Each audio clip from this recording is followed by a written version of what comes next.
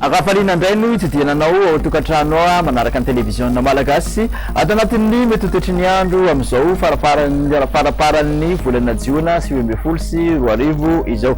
Raha mikasika ny andrafitra ny mety toetry antsika dia alefaka ny alizay ao anatin'ny telo andro avy, zany hoe somary omaina ny andro saika manerana ny nosy. Mikasika ny rivotra kosa dia mafy fitsokon'ny rivotra amin'ny tendrony avaratry ny nosy dia ny faritra ampovoantany manontolo iny torak'izany ihany koa amin'ny morotsilaky ny faritra Menabe. Hojerentsika ary zay toetrandro any rahampitso maraina zay somary andrana ny andro raha hoan'iny Sava sy Analanjirofo, Mangoro, Atsinanana iny somary aranorana malefaka amin'ny atoato raha hoan'ny faritra Atsinanana. Ahitana andianjavona kosa ny voamaraina ny faritra ampovoantany manontolo omaina tanteraka any amin'ny faritra Sisa.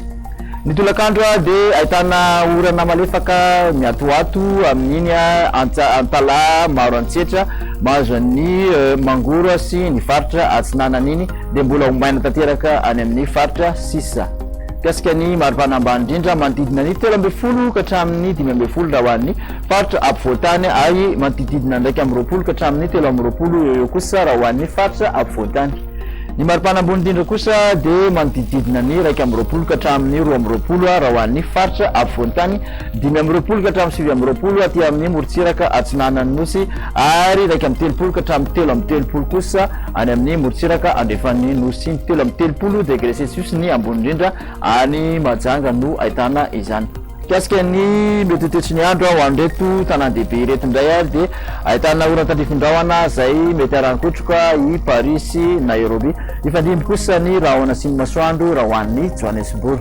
Raha ny toetrandro ho an'ny nosy manodidina ny Madagasikara indray no jerena dia ahitana an'izay orana tandrifindrahona mety arankotroka zay hatrany i Seychelles sy i Maurice, somary ifandimby ny rahona sy ny masoandro raha hoan'ny La Réunion sy Comore, raha toka ibalika tanteraka kosa ny masoandro raha hoan'ny Mayotte.